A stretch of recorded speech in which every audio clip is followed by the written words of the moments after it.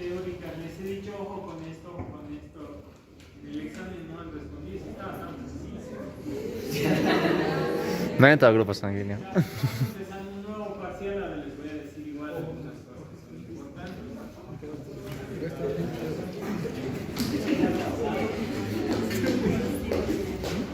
Gaiton. No mames, Leonardo da Vinci. Les apago la celera.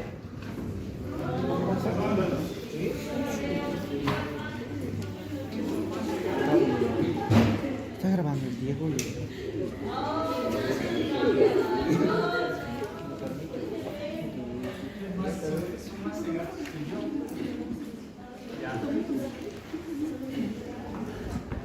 Bien, vamos a empezar por introducción entonces a lo que es sistema nervioso, neurofisiología en realidad y fisiología neuromuscular. Como dice ahí, ¿cuál fue el aporte a las neurociencias para que todo lo que sabemos hoy se pueda hacer, digamos, de forma sencilla, entre comillas, porque el sistema nervioso, ustedes saben de que no se sabe, por ejemplo, dónde se almacena la memoria, ¿sí o no? Los trabajos de investigación que se están haciendo el día de hoy, gracias a estos aportes, ¿sí? Y lo reconocen, por ejemplo, en la Universidad de Massachusetts hay un doctor que particularmente yo le sigo mucho por su trabajo de investigación que está cartografiando el cerebro, Sebastián Seung se llama, si gustan lo googlean, Sebastián Seung, él es asiático pero es docente en la Universidad de Massachusetts, y él dice, por ejemplo, es un poco para nosotros desmotivante a veces cuando yo me reúno con mis amigos, dice, cuando me reúno con mis amigos y me dicen, ¿y tú qué haces en tu trabajo? Y les empiezo a contarles que yo trabajo analizando el sistema nervioso. ¿Y qué saben? Y le empieza a contar lo que han descubierto y la otra persona, por supuesto, él cuenta y dice, pero no saben nada del cerebro. Y es desmotivante para mí, dice, porque sabemos mucho, pero obviamente no podemos saber, hay respuestas que no las tenemos. Por ejemplo, ¿dónde radica la memoria? Por 4K. Nadie sabe. ¿Dónde se almacena la memoria y de qué forma se almacena? Solamente serán las sinapsis, las neuronas. Pero ¿y cómo se almacena? ¿Cómo puede ser de que yo tenga recuerdos de los 5 años? Experiencia. ¿Cómo puede ser de que yo recuerde cosas? Colecto. ¿Cómo puede ser de que yo tenga déjà vu? ¿Conocen el déjà vu, no? ¿Cómo puede ser de que te dicen que es de vidas pasadas? ¿Sí o no? O los sueños. Entonces, ¿dónde radican? Entonces, ahí cuando no podemos responder ciertas cosas, y el que está cartografiando 1 milímetro de cerebro donde tienen todas las conexiones para saber dónde están almacenándose. ¿Y cuál es el objetivo? El objetivo de la neurociencia hoy en día, en lo que es traspolar, esto es cuento, ¿no? Es introducción, es traspolar tu memoria a un sistema operativo, ¿sí o no? Y es peligroso eso. Y están cartografiando eso. Y él mismo cuenta y dice, sabemos muy poco, pero nosotros que nos gusta la neurociencia estamos contentos con lo que hemos ido desarrollando en este tiempo, y por supuesto los menciona Santiago Ramón y Cajal, Luigi Galvani, Otto Levy, Jay Henry, por ejemplo. Hay muchos autores que han contribuido para que hoy en día nosotros podamos entender un poco de lo que es el sistema nervioso y los sistemas de información. Entonces, desde ese punto de vista, está ahí colgada esa pregunta que dice, ¿cuáles han sido los aportes que han hecho así puntual y concreto? Por ejemplo, Luigi Galvani, Santiago Ramón y Cajal y Otto Levy. ¿Los conocen alguno de ellos? ¿Han escuchado hablar de ellos? ¿Sí? ¿De cuál de ellos? Luigi Galvani, ya, muy bien. ¿Quién escuchó hablar de él? Es hermano de Mario. Ya.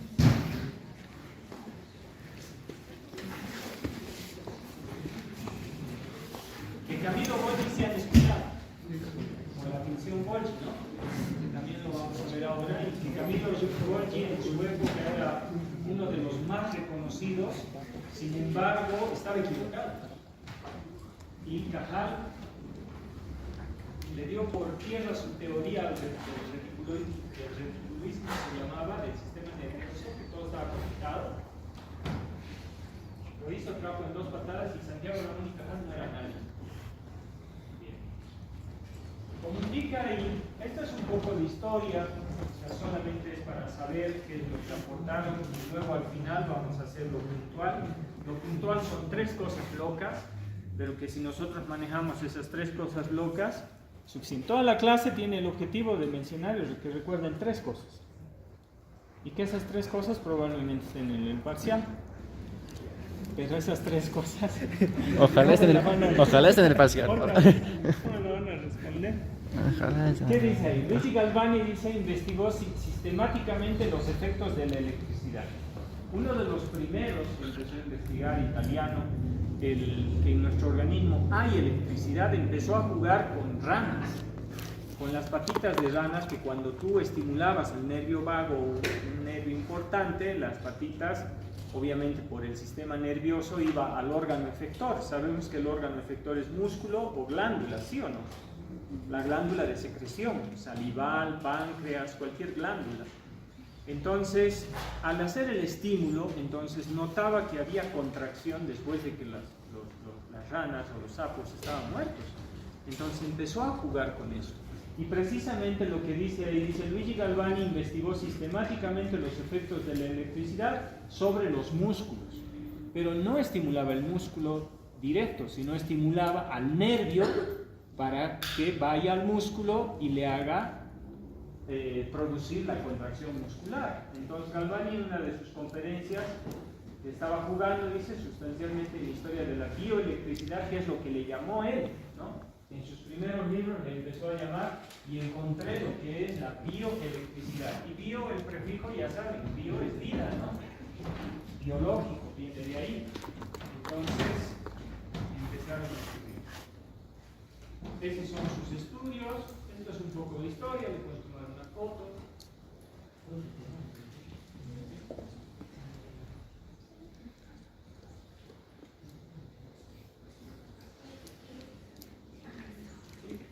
Son más, esto lo pueden googlear, qué es lo que hizo.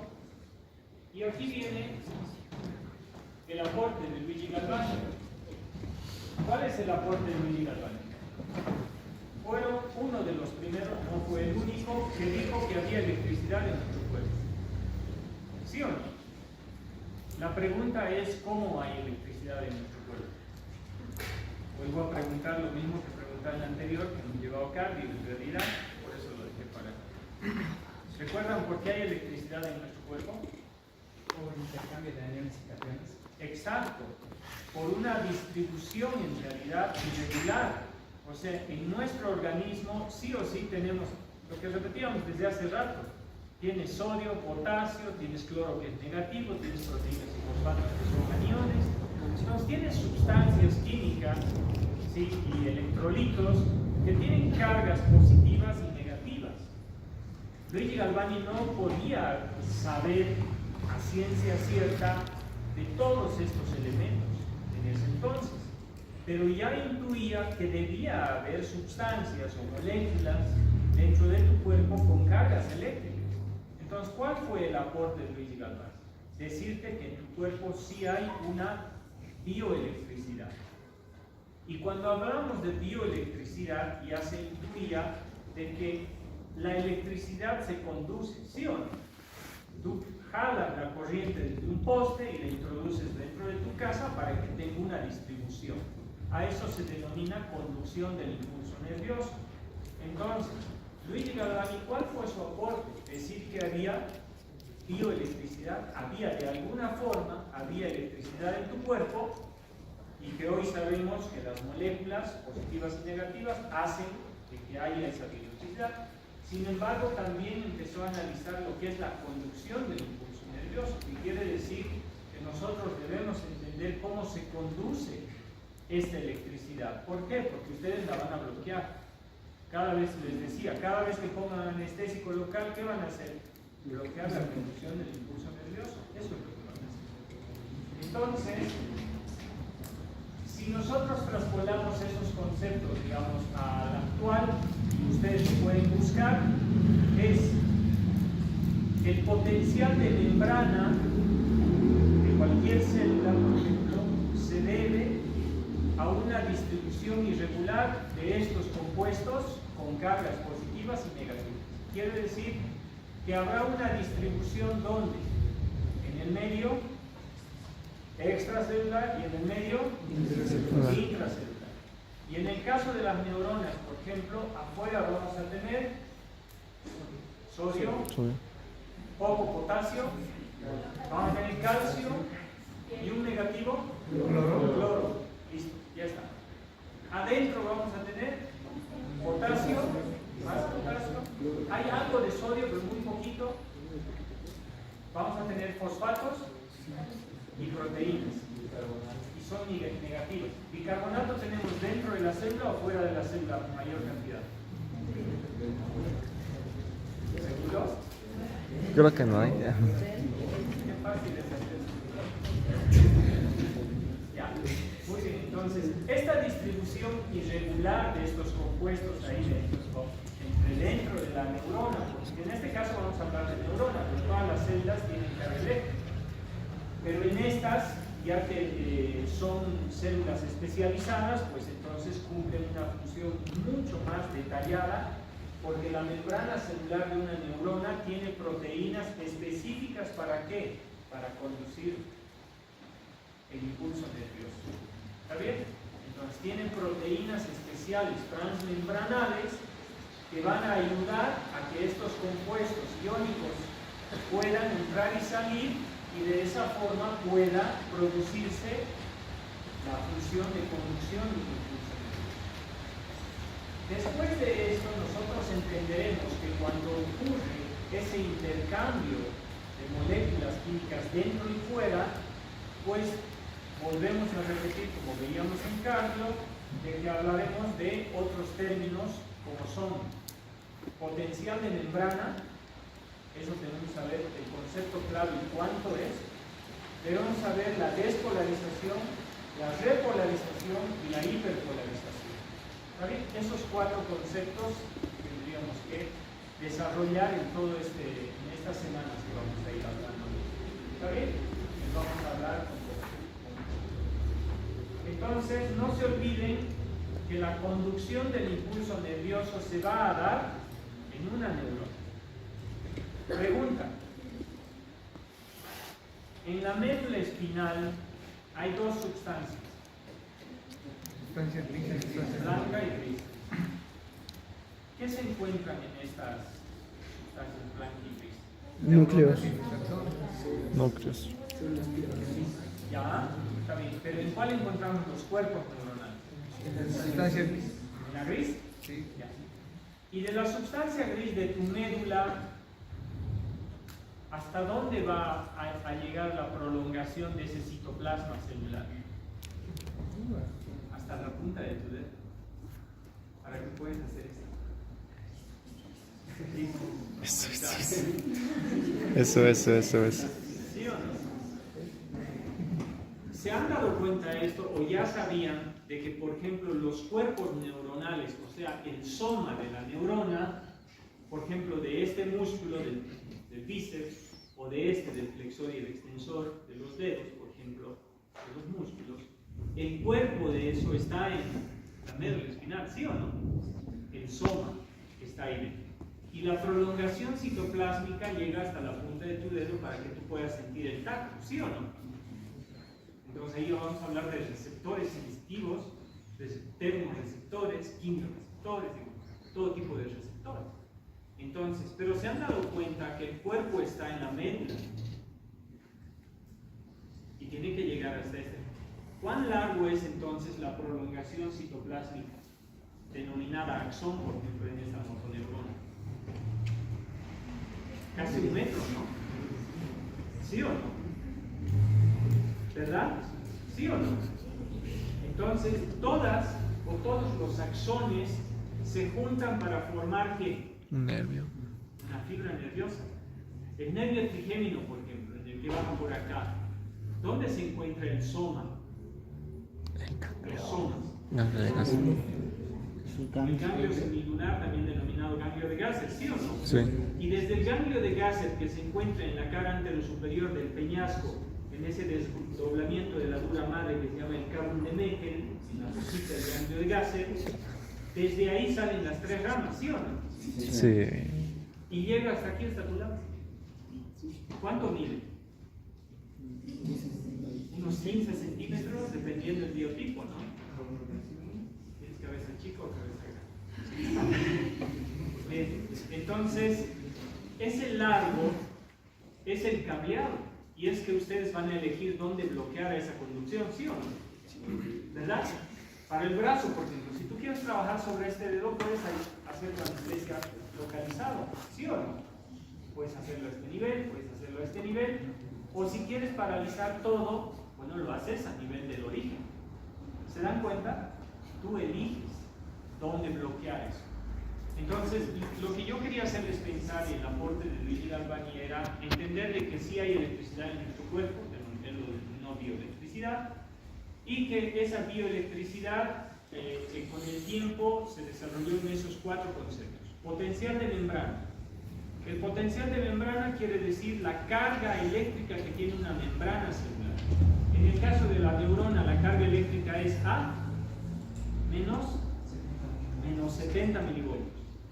Entonces está cargado a menos 70 milivoltios. ¿A qué se debe ese potencial de membrana en reposo que está cargado a menos 70 milivoltios? A la distribución irregular de los compuestos iónicos y otros compuestos químicos, como los fosfatos y proteínas, de forma irregular en el medio extracelular y el intracelular, ¿sí o no? Y que debido al intercambio de eso va a ocurrir lo que denominamos la despolarización, la repolarización y luego la hiperpolarización, que eso después lo vamos a entender, les voy a explicar con mucho detalle eso es lo que ocurre. ¿Está bien? Perfecto. Entonces, ¿por qué les había hecho el ejemplo de que los cuerpos de las neuronas están en un lugar y llegan hasta este segmento? Es porque precisamente como un cable de corriente, pues hay un lugar por donde conduce ese potencial de acción, ¿sí o no?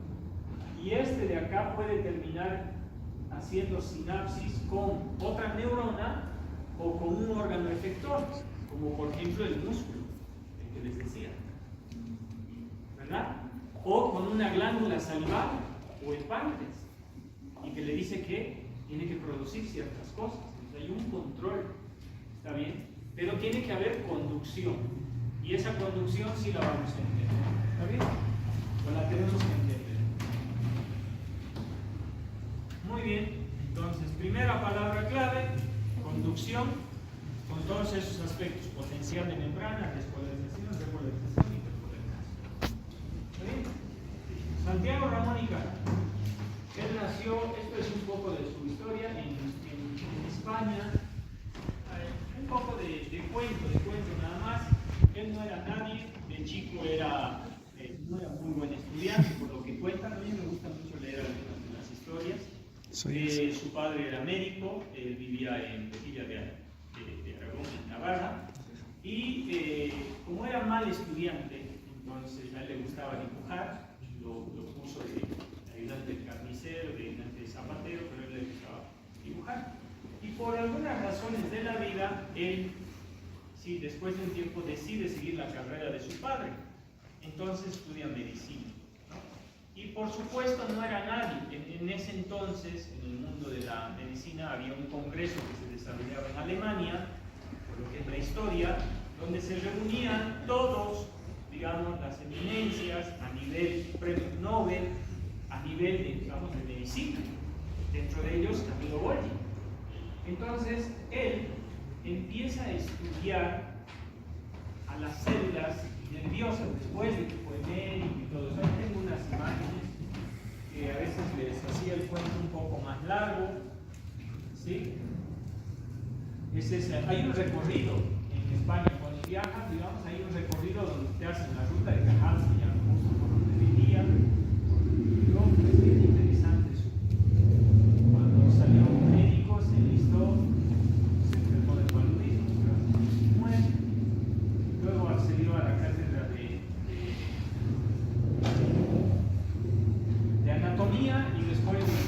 Gracias.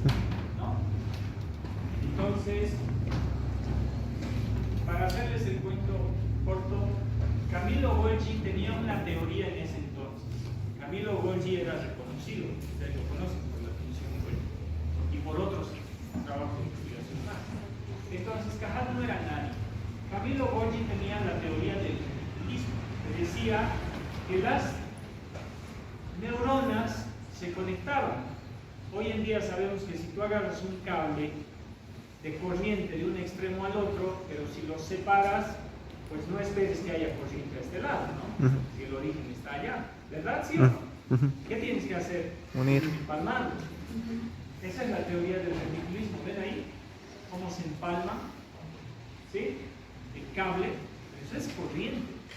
En nuestro organismo, Cajal empezó a dudar de eso. Cajal decía, no puede ser, porque empezó a ver las placas y de hecho estudió en los cerebelos de pollo, pero de pollo adulto. Y el entramado, que es lo mismo que está haciendo Sebastián Sion ahora, pero con tecnología 3D, lo hizo Cajal en ese entonces. ¿Sí? Y dijo lo siguiente: no puedo ver porque el enmarañado de las células nerviosas es demasiado grande como para poder estudiarlas. La primera idea que nació de él dice, ¿cómo puedo simplificar el sistema nervioso sin quitarle complejidad? ¿Cómo puedes hacer eso? Y de ahí nació, dentro de lo que cuenta, dice, no voy a ir al cerebro del adulto, del pollito adulto. Tengo que ir al origen. ¿Y qué hagan? Embriones de huevo. El huevo, en embriones, donde recién se están formando las células neuronales. Empieza a agarrar y empieza a estudiar y empieza a hacer placas. Y en todas esas placas que empieza a hacer, corrige la tinción de plata para el sistema nervioso de Camillo Golgi. Y no es una sola tinción, sino hace una doble tinción para que haya una diferencia en las prolongaciones. Y cuando sigue las prolongaciones neuronales, se da cuenta, dice, que son contiguas, pero no continuas.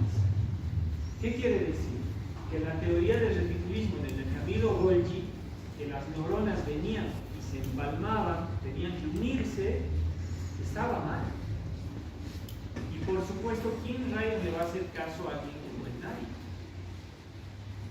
Empieza a analizar y dice, cada vez, dice que las conexiones, o mejor dicho, que de alguna forma las neuronas son continuas, pero no, o mejor dicho, contiguas, pero no continuas.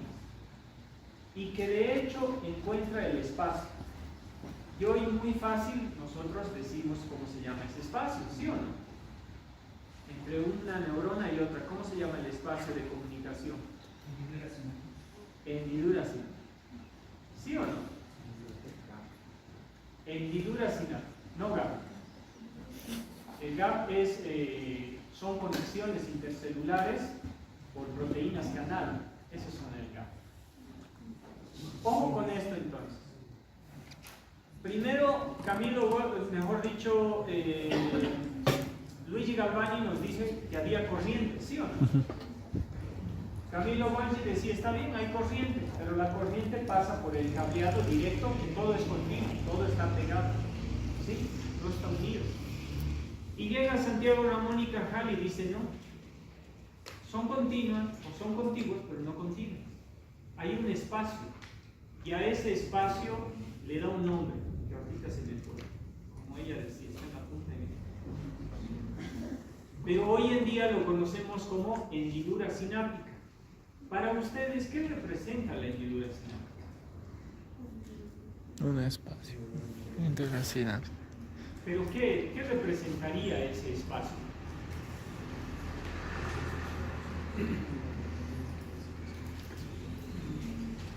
¿No? ¿No se les ocurre? Pina. Un espacio libre de intercambio con el otro. ver, piensen, ¿qué se les ocurre en la hendidura sináptica? ¿Qué pasará? El cuento era de que Santiago Ramón y Cajal, con todo su trabajo de investigación, se viaja al Congreso de Alemania, con todo lo que había podido ahorrar, se compró un microscopio, la historia es larga. El punto es el siguiente: viaja con todas sus placas y cuando se sienta en todo el lugar donde estaba destinado, donde todos los profesores presentaban sus trabajos, por supuesto nadie se le acercaba a él. Dice el cuento de que él, bueno, ya llegó hasta un punto y de que si nadie viene hacia mí, entonces yo tendré que irlo a traer. Y precisamente a una de las eminencias, que es Albert Kolliker, van a escuchar en algún futuro hablar de él, es que lo va y lo agarra y le dice, por favor, en un francés o en un alemán mal hablado, va y le dice que por favor vaya a su mesa y empieza a observar las placas. Cuando Albert Kolliker va y observa el microscopio y empieza a ver las separaciones de los dibujos que hace Cajal y empieza a explicar la importancia de echar por tierra toda la teoría reticular de Camillo Golgi, sabiendo lo que se representaba en ese entonces, pero al observar no puede decir que no es cierto. Y ahí es cuando, después de un tiempo, en 1992, lo declaran premio Nobel por el aporte de la hendidura sináptica. Y la hendidura sináptica, ¿qué representa? El lugar donde se comunican las neuronas. Eso es la sinapsis. Por ejemplo, cada vez que ustedes recuerdan algo, ¿es gracias a qué? Gracias a que en ese espacio se liberan neurotransmisores. Bueno, yo estoy intuyendo que de alguna forma hay neuronas donde se guardan la memoria. ¿Cómo podrías recordar? ¿Qué recuerdos tiene? ¿Alguien tiene recuerdos de cuando tenía 5 años? Sí. ¿Sí? Me he caído. Yo tenía recuerdos casi hasta cuando tenía 4, tenía un triciclo y en una bajada, en una pendiente me lanzaba. No, después dicen que los hombres tienen menos, pero siempre. Yo estoy orgulloso Confirma. de eso, porque siempre me he animado. Al camino del Inca me fui con un mapa. Me compré un mapa cuando llegué a La Paz y quería ir al camino del Inca. ¿Conocen el Taquesi? Yo para ir ahí no sabía, no tenía guía, no podía pagar un guía, no tenía nada. Me compré un mapa y con mapa. Hoy en día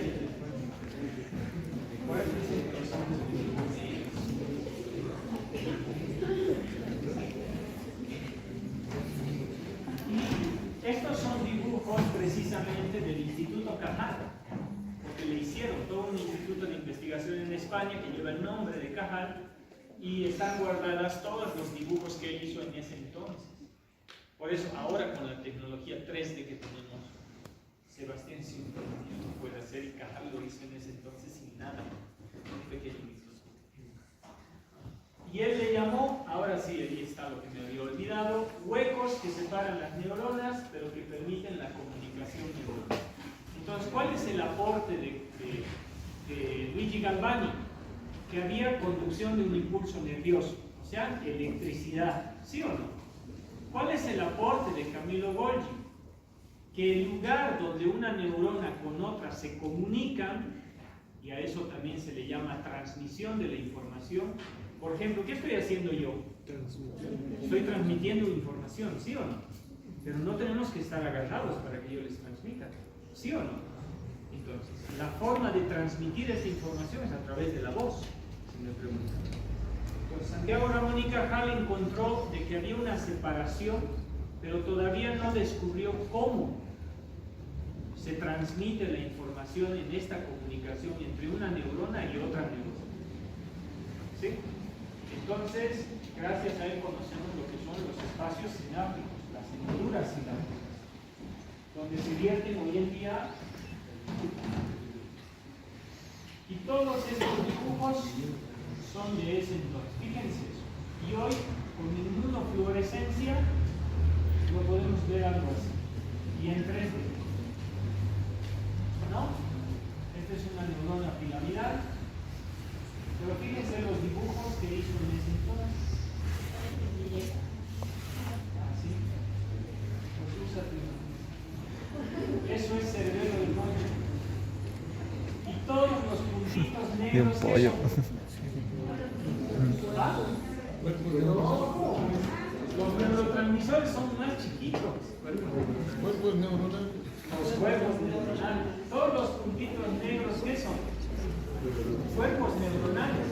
Y todas las rajaduras que dice ella son las prolongaciones citoplasmáticas, las dendritas, los axones, que cuando se juntan forman la fibra nerviosa. El nervio. Un cable de corriente. ¿Sí o no? Pero dice, fíjense eso. Entonces sobreponía las imágenes, por eso se llama la revisión de plata, con doble impregnación de plata, para que se pueda observar. Jugaba con Una mosca. vertebrados e invertebrados. Fíjense, más todo esto son dibujos propios de Cajal y le han tomado una foto porque estaban expuestos, ¿no? Andrea profesor, toda la historia, un microscopio que se compró. Este es el Instituto Cajal, hoy en día. Yo tuve la suerte de conocer a dos personas que llegaron de ahí.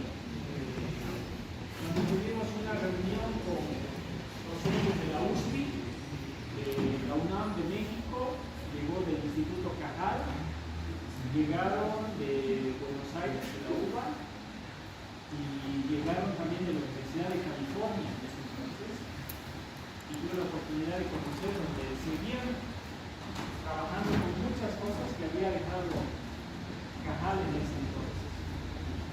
Entonces el aporte es este. Gracias a los esquemas, ahora sabemos de que en estos botones hay un espacio. ¿Cuánto creen que mide ese espacio?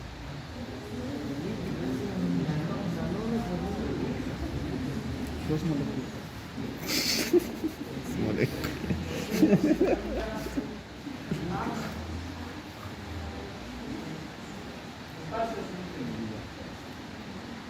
Pregunta, solo para adelantar un poco. Ese es como un botón, ¿no? ¿Sí? ¿Sí o no? Esto se nota.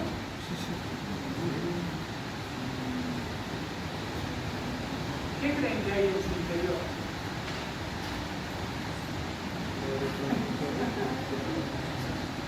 ¿Ya? ¿Ya? Sí, pero no están sueltos los neurotransmisores. Están almacenados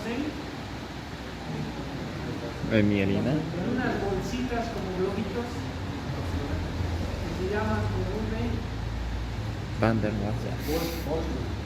no, vesículas sinápticas. ¿Saben? Pero sí sabíamos que sabemos. Pues ahora ahí su recuerdo en su memoria está aquí. ¿Saben qué está haciendo? Cada vez que recuerda, hay comunicación neuronal.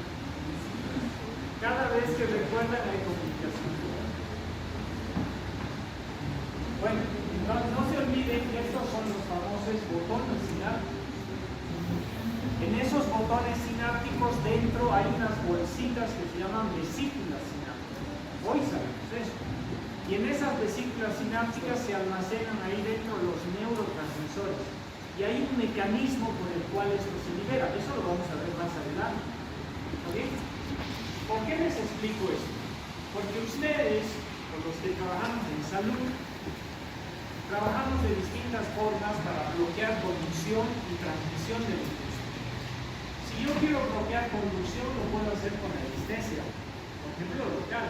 ¿Sí? Me bloqueo un anestésico y voy a bloquear algo. Pero con un fármaco, por ejemplo, con un relajante neuromuscular que van a utilizar ustedes, que lo utilizo mucho para los trismos especialmente, hay uno que se llama el Fibrox, de 15 miligramos, que causa un poquito de sueño, pero es muy bueno. ¿Dónde trabaja? Tiene que trabajar a nivel de los receptores nicotínicos o muscarínicos que aquí hay. Porque ¿esto qué es? Membrana celular, ¿sí o no? Y en esa membrana celular hay proteínas, receptores para los neurotransmisores. Entonces, los trabajos de investigación de hoy en día del Alzheimer, del Parkinson, los pacientes que tienen, de todo eso, está aquí, en ese lugar, sabiendo cómo trabaja y cómo funciona ese lugar. Entonces, no se olviden, Santiago Ramón y Cajal, ¿qué aportó? La hendidura sináptica, la comunicación neuronal, ese espacio que se da para la comunicación neuronal. ¿Está bien? Qué guaso. Max sabe, no dice Dicho eso. de otro modo, también puede ser la sinapsis, ¿está bien? Que es el lugar donde se comunica una neurona con otra y donde se transmite la información. Ojo, no se conduce la información ahí, se transmite. Es muy distinto conducción que transmisión de la información. ¿Está bien? Botea la lluvia, ¿no? Otto. Su historia de Otto Lewis, no sé si será creíble o no creíble, pero cortito igual su historia es, Otto Lewis estaba trabajando sobre el nervio vago y había Sherrington también estaba trabajando sobre el axón grande del calamar, porque mide 1 milímetro esa estructura nerviosa y era más fácil trabajar a ese nivel. Pero la historia de Otto Lewis es un tanto graciosa porque él dice que después de mucho tiempo de investigación se le dio ocurrir una idea para descubrir lo que descubrió. Pero esa idea que se le había ocurrido era porque estaba durmiendo. Entre comillas dicen que se soñó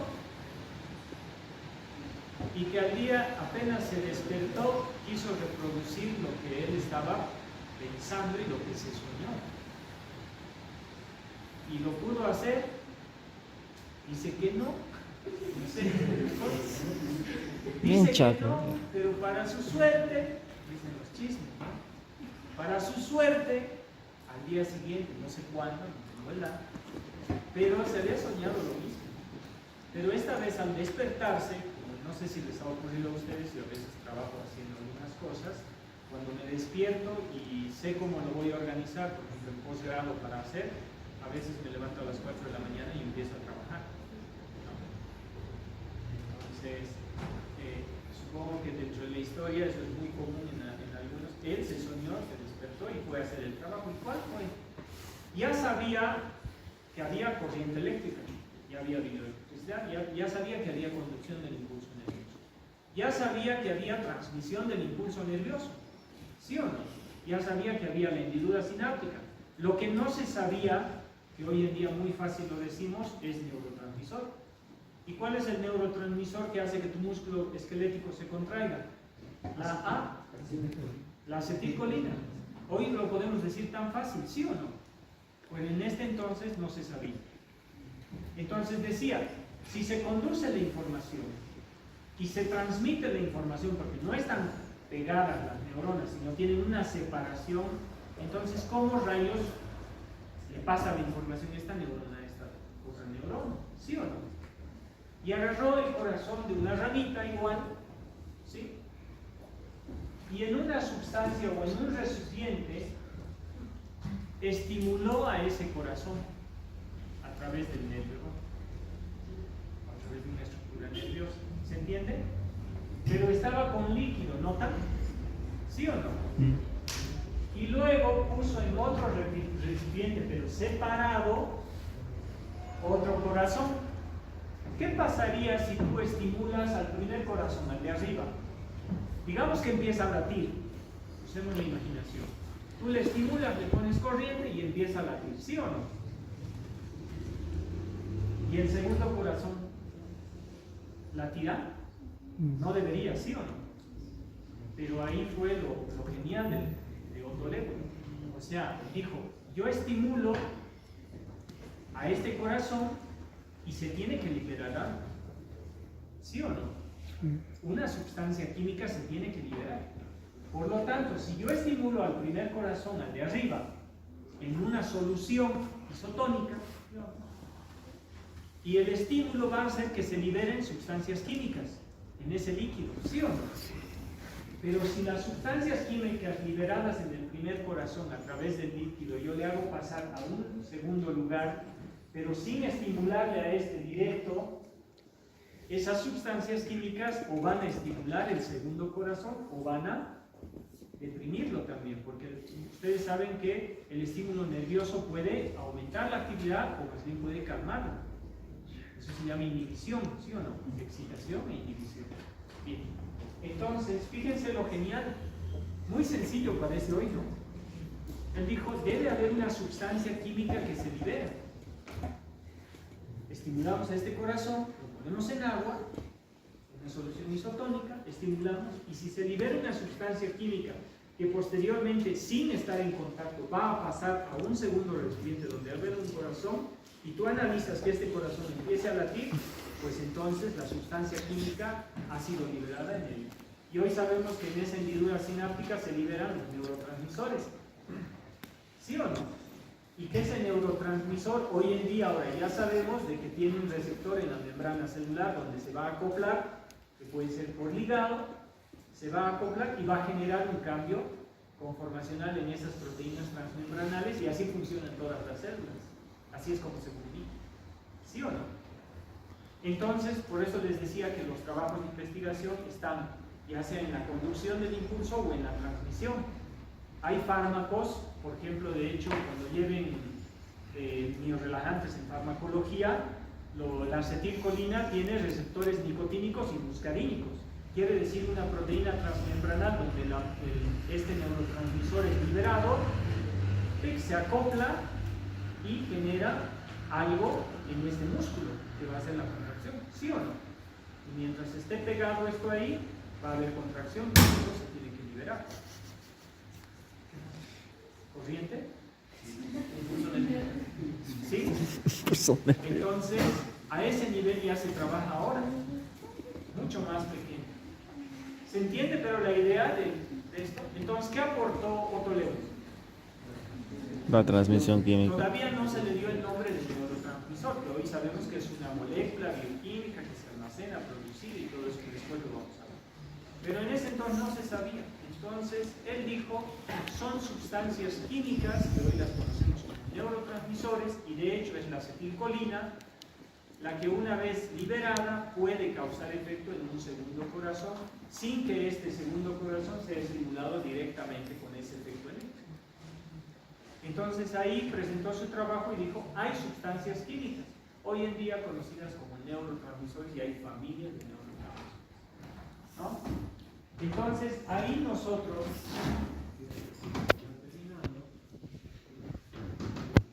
podríamos hablar de transmisión del impulso nervioso, que se da gracias a la sinapsis y gracias a los neurotransmisores, ¿no?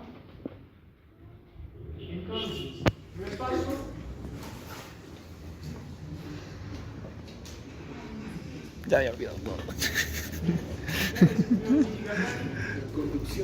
Ah, la conducción. Buena. Y electricidad. Conducción del impulso nervioso a vía eléctrica. ¿Y por qué se debe la electricidad?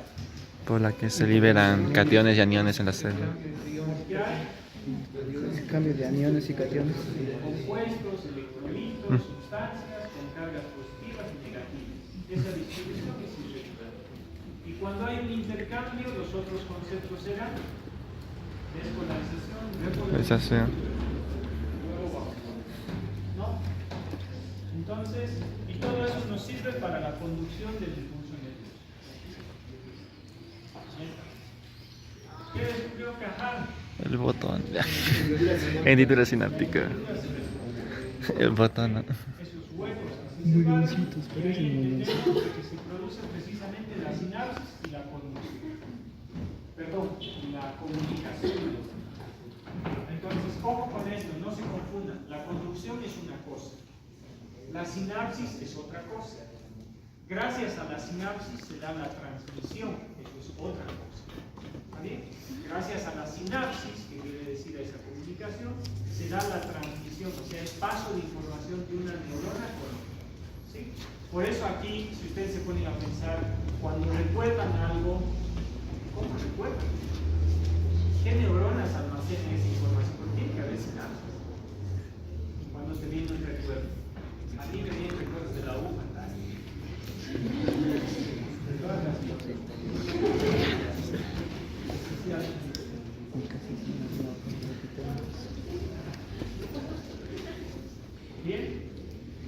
La transmisora es química. Escribió Toledo. La acetilcolina. Neurotransmisores. Sustancias químicas conocidas como. Transmisores. Esas neurotransmisores, ¿dónde se almacenan? Especialmente son producidas por las neuronas. Son moléculas químicas producidas por las neuronas y almacenadas en Las este globito. vesículas sinápticas. Vesículas sinápticas. Luego vamos a ver cuál es el mecanismo por el cual el potencial de acción llega, qué proteínas se abren y qué desencadena el vaciado de todo esto, que de hecho es un proceso de exocitosis in situ. ¿Sí? Se liberan los neurotransmisores y en esta membrana postsináptica, o sea, después, digamos que por ahí viene la información, ¿qué tenemos aquí? Receptores. Receptores. ¿Y estos receptores qué son? Proteínas de la membrana, nada más. ¿Sí? Con capacidad especial para recibir una molécula química y hacer algo. Y de aquí vamos a saber qué es lo que es. Bien, la verdad. Gracias. Colaboradores, por supuesto, siempre hay, generales,